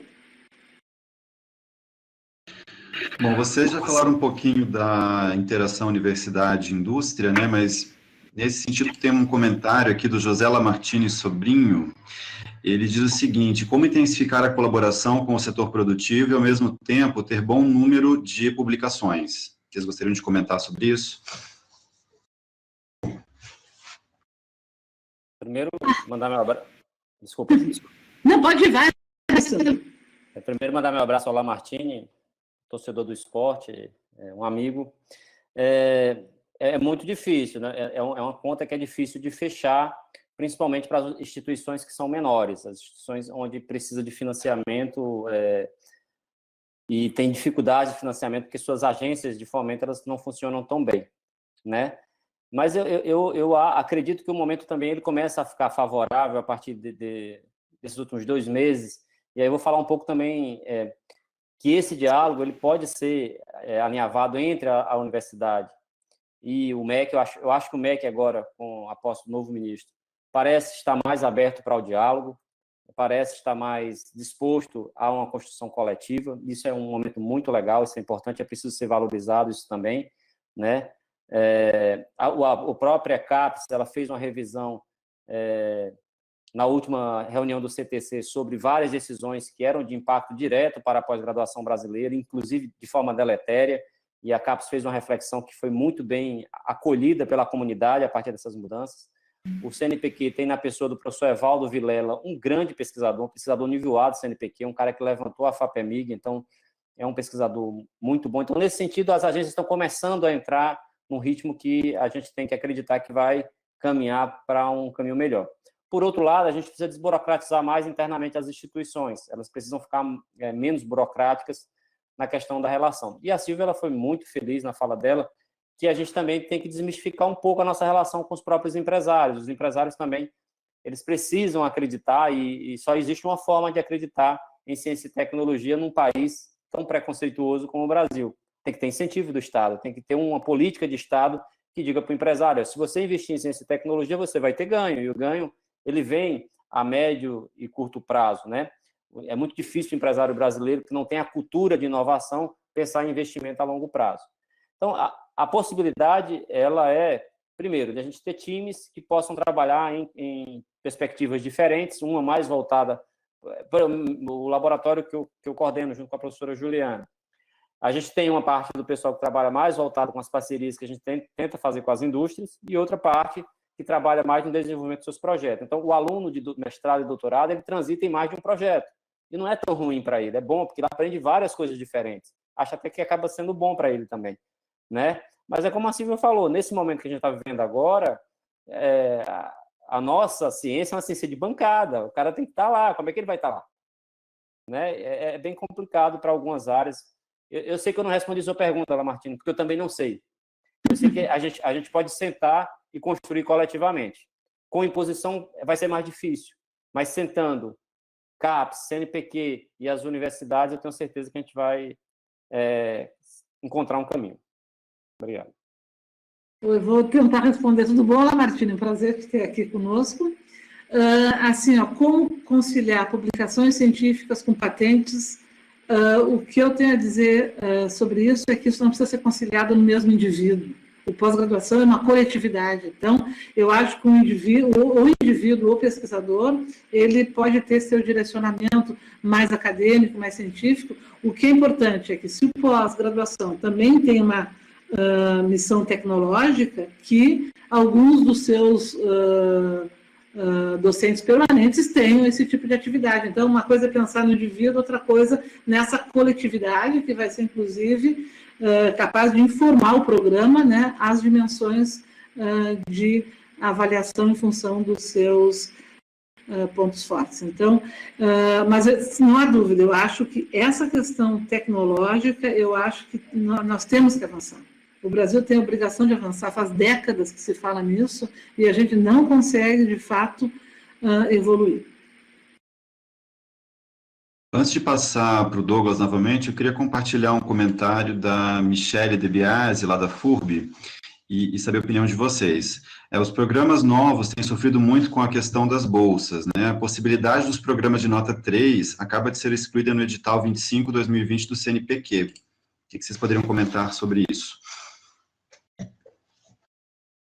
Infelizmente, eu não tenho nada mais a acrescentar, porque, infelizmente, são decisões mais supra do que as coordenações de avaliação, mas é uma lástima. Como é o nome da pessoa? É Michele. Ô, Michele, então, boa tarde, Michele, obrigado aí pela presença, é sempre bom. Veja bem, na minha fala e na fala da Silvia, uma coisa ficou clara, há um descompasso que precisa ser revisto em relação à Política Nacional de Ciência e Tecnologia. Então, se a gente quer reduzir as assimetrias, porque reduzir assimetrias fortalece a ciência, medidas como essa são terríveis, porque elas mitigam o crescimento e fortalecimento de áreas. Você pega uma área como farmácia, farmácia é uma área que está em franca expansão, é uma área que está em franca consolidação. Em slide apresentado pelo presidente da CAPES, ele coloca lá como a área de destaque nesse cenário representativo que ele trouxe, pelo menos naquela foto que ele trouxe naquele momento, e é uma área que vai sofrer fortes baixas com uma medida como essa. Então, há um descompasso, há uma falta de uma política clara, é muito deletéria essa ação. O Fórum de Pró-Reitores está lançando um documento que deve chegar ao CNPq até sexta-feira,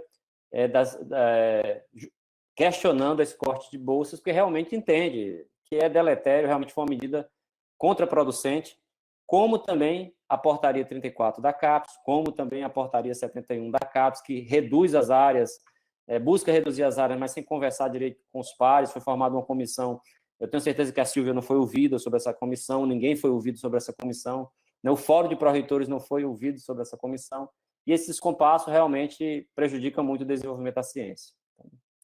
É um tiro no pé, na minha modesta opinião.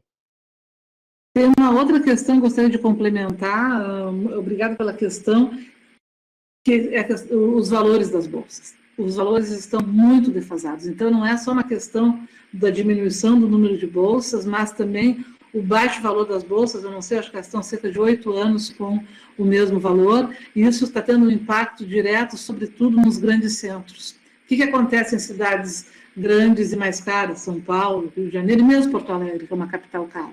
O valor da bolsa é tão baixo que o aluno, né, ele não quer a bolsa. Ele vai querer fazer em tempo parcial porque ele precisa trabalhar para sobreviver, porque o valor da bolsa não assegura a sobrevivência.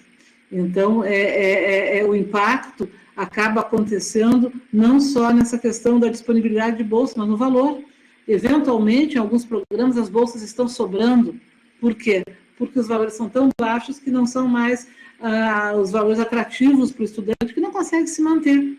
Então, eu acho que tem uma questão do aumento do valor das bolsas. O professor Anderson sempre falava que ele queria muito ter conseguido isso no tempo que ele estava na presidência da CAPES, não foi possível, mas isso tem que ficar no radar das comunidades, da nossa sociedade científica, tem que haver cobrança nesse sentido, porque no momento que a gente tem bolsa disponível e o aluno não tem interesse, o sistema também está fracassando. Então, eu acho que é uma outra questão. Douglas, temos perguntas no chat? Na verdade, tem uma minha. Bom, uma minha, na verdade, é a professora Silvia. Professora Silvia, quando a gente imaginou esse webinário, né, eu acho que a senhora já riu, acho que até está esperando a pergunta, né? É a pergunta referente à nossa revista da sociedade. É uma visão minha, tá? Eu sou revista de uma formação da revista, ela não condiz com o patamar que a revista está. Eu queria que você comentasse um pouco, né? Por exemplo, o extrato novo, do novo Qualis, ela vai para A4. Né? E quando a gente analisa perfeitamente a revista, em todos os seus pontos, o extrato dela deveria ser um pouco mais alto. Né? A gente sabe que internamente, os comitês de áreas, algumas revistas, eles podem aumentar esse extrato ou reduzir esse extrato. Eu queria que você comentasse um pouco a respeito da revista, né? Que é uma revista que já está consolidada, vem trabalhando e ela vem num crescente fator de impacto todo ano. Né? Então, eu queria que você comentasse um pouquinho o extrato da nossa revista, por favor. Sim, Douglas, eu acho que tem espaço ainda para esse tipo de alteração na nossa área. A CAPES facultou uma determinada percentual de possibilidade de alterar, né, a classificação de periódicos mediante justificativa. Eu acho que uma boa justificativa com relação à relevância, não apenas o impacto, a importância, o histórico, tem espaço para ser recebido, sim. Porque a gente sempre observa outras revistas, né? Por exemplo, com extrato até A4 equivalente, ou um extrato B1, por exemplo, que é bem próximo desse A4, e a gente sempre se pergunta a respeito disso, né? Então, eu acho que seria interessante a revista, a gente conversar com a revista, fazer esse... Isso. Para a gente tentar reavaliar esse extrato da revista. Isso. Né? Esse sistema Qualis, né, então ele foi aprovado, mas algumas possibilidades de ajustes ainda são possíveis em função, então, de alguma demanda que explicita uma real oportunidade, né, de que a revista tenha uma outra avaliação. Perfeito. E mais uma pergunta, o Qualis não vai acabar, né? Porque muitas vezes a gente escutou falar que o Qualis poderia acabar. Se nessa hipótese do Qualis acabar, como que ficam as revistas brasileiras sem fator de impacto, por exemplo, como que elas vão ser avaliadas? Elas vão acabar perdendo bastante espaço, né? E aí a gente vai acabar sendo dominado por revistas estrangeiras. Até o momento, o professor Benedito fala que o Qualis se mantém. Então, a gente está trabalhando com essa perspectiva. Eu sei que há muito ruído, mas até o momento o Qualis está mantido, né, tal qual ele foi concebido nesse novo modelo do Qualis referência, né, que é o Qualis único, né, então a gente está trabalhando com ele. Até o momento não há notícia concreta, né, que dê conta de que o Qualis não continua. Maravilha, muito obrigado pelas respostas. Alguma pergunta mais? Todo mundo aqui elogiando. A Suzana, em algum momento, ela falou que essa proximidade, né, dos modelos remotos, né, ela tornou uma proximidade maior de bancas exteriores. Isso na internacionalização acaba sendo importante, né, no que o Lucindo acabou falando da internacionalização, e a CAPES também tem avaliado, né? Então, participação de membros estrangeiros em bancas, até mesmo dissertações e teses começarem a ser redigidas em língua estrangeira também, né? Que é uma sugestão, né? Então, a gente tem bastante, e o Irving, seria interessante os palestrantes comentar a questão do histórico de financiamento e sua contribuição para a simetria da produção acadêmica, a qual seria a melhor resolução. Acho que é isso que eu entendi mais ou menos. Vocês podem comentar rapidamente? Querem comentar? Eu acho que o Lucindo trouxe alguns dados, né, bem relativos a isso, né? Bem, primeiro mandar um abraço ao professor Irving. Tive a oportunidade de já ir várias vezes na Universidade Regional do Cariri. Não sei quantas pessoas tiveram aqui a oportunidade de ir na cidade do Crato. E a pergunta do Irving é muito pertinente, porque a gente tem uma simetria de financiamento da ciência e tecnologia e a régua é a mesma, a forma de avaliar ela é a mesma.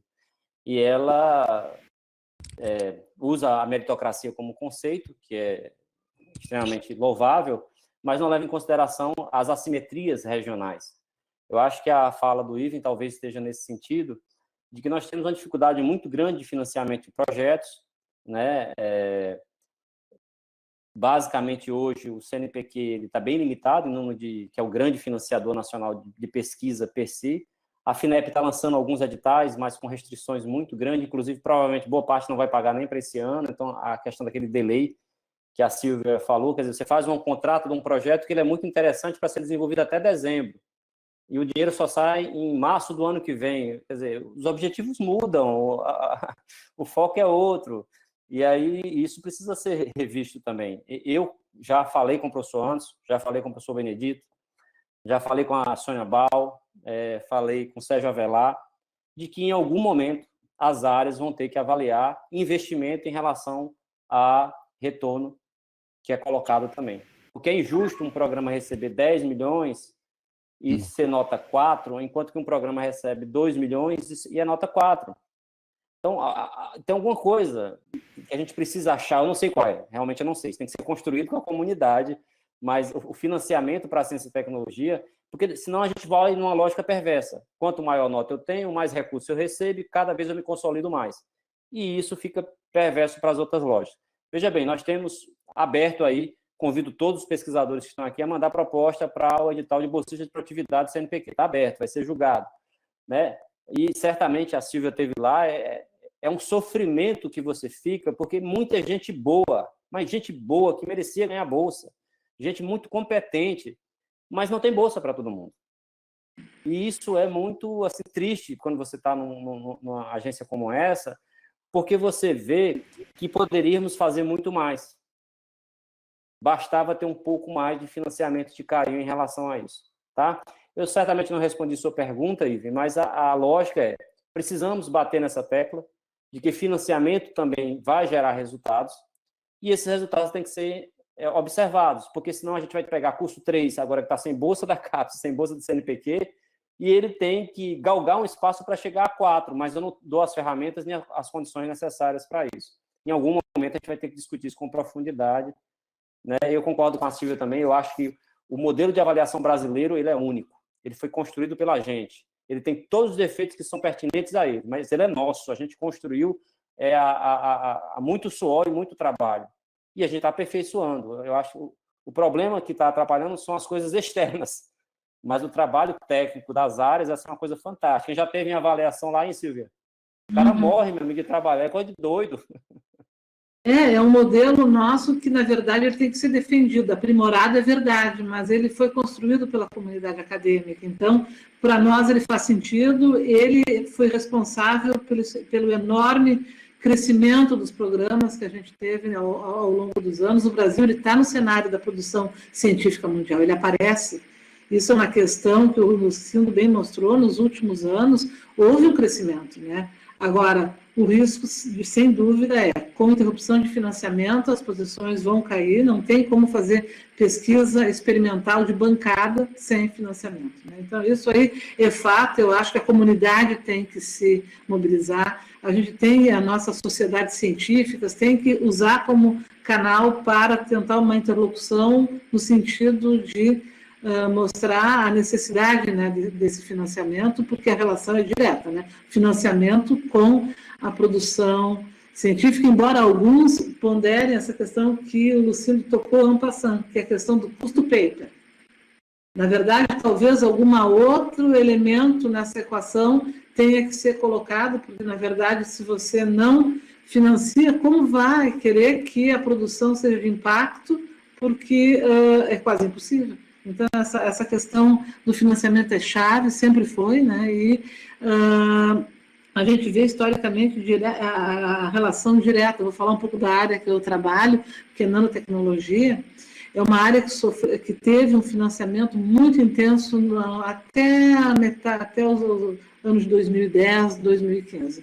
E isso fez com que a área crescesse enormemente. Então, a gente produz muito mais ciência no Brasil na área de nanotecnologia do que nas ciências em geral. E foi fruto direto de uma priorização bem feita e de um financiamento relativamente constante ao longo de uma década. E a gente tem que discutir isso no Brasil também, que é a constância, né, dos programas. Não dá para a gente passar com tantos sobressaltos assim, não há como né, a gente engrenar numa ciência que realmente coloca o Brasil numa outra posição.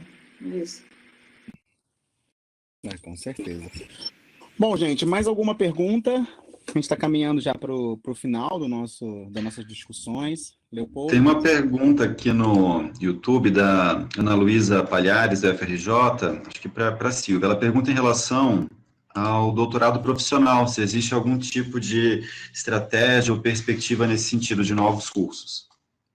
Oi, Ana, tudo bom? Então, o doutorado profissional está meio em stand-by, porque, na verdade, a CAPES agora, a última discussão nesse sentido é que gostaria de ver um pouco mais os resultados dos programas que já foram aprovados, até para direcionar o futuro, né? A nossa área de farmácia tem um programa profissional, ele é na Fiocruz, né? E é um programa recente, então, nessa experiência, doutorado profissional, a gente tem que ainda aprender, ver se os resultados serão positivos, e a própria CAPES, né, imagina, primeiro ver um pouco mais os resultados, no sentido de seguir ampliando essa modalidade ou não, mas não há dúvida, discussões lá dentro colocam que tem áreas que são muito mais propensas a esse tipo de formação. A área de farmácia é uma delas, as engenharias, a aeronáutica. Então, na verdade, é uma modalidade que parece ser muito interessante, mas não para todas as áreas do conhecimento. Algumas são muito mais vocacionadas motivo forte também, né? Então, veremos, né? Aguardaremos o resultado dessa nova modalidade, que é interessante, mas está dando seus primeiros passos. E Silvia, tem uma última pergunta para você aqui no YouTube, do João Carlos Palazzo de Mello. Ele pergunta em relação aos valores das bolsas, se teria espaço para a NPG se movimentar nesse sentido. Oi, João, meu grande amigo, tudo bem? Assim, ó, eu acho que tem espaço, sim. O próprio presidente da CAPES falava que uma das questões, o professor Anderson, antes de sair, que ele lamentava não ter conseguido aumentar o valor das bolsas. Eu acho que essa é uma demanda legítima e a comunidade tem que se movimentar nesse sentido, porque realmente os valores estão muito defasados e a minha opinião particular, um valor de bolsa tão baixo é quase um desrespeito ao pesquisador que está ali. Como é que é possível fazer um doutorado com uma bolsa no valor, nem lembro bem qual é o valor da bolsa de doutorado, 2.000 e pouco, né? 2.200, um pós-doc, 4.000, pessoas altamente qualificadas estão fazendo ciência. Então, eu acho que, com certeza, eu acho que a comunidade tem que se movimentar, porque é uma demanda para lá de legítima.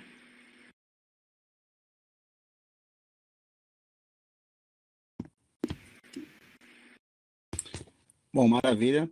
Acho que encerramos, então, as perguntas. Queria agradecer mais uma vez a professora Silvia, ao professor Lucindo, pelo tempo de estar disponível aqui com a gente, tirando essas dúvidas, conversando, dando sugestões.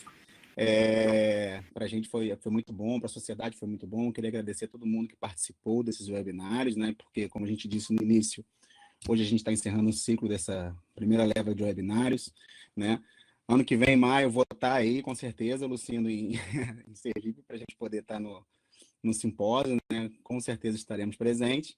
E, Leopoldo, quer falar alguma coisa antes da gente encerrar? Bom, só quero agradecer também a Silvia e o Lucindo por encerrar em grande estilo, né, o nosso ciclo de webinários. Foi muito bom, muito obrigado. E reforço também o convite do Lucindo, a gente está organizando aí o 13º Simpósio Brasileiro de Farmacognosia em Sergipe, vai ser um evento lindíssimo, então estão todos convidados desde já. Se Deus quiser, vamos todos estar lá presencialmente, acho que já vai ser possível, né? Eu não conheço, então estou louco para conhecer o Sergipe, então vai ser ótimo. Então aguardamos todos vocês lá. E também, em breve, teremos novidades pela Sociedade Brasileira de Farmacognosia. Estamos para lançar a nossa revista de divulgação científica, inclusive esse assunto foi tocado, né, hoje na palestra. Então, como vocês sabem, a gente está lançando uma revista em breve, que se chamará A Flora.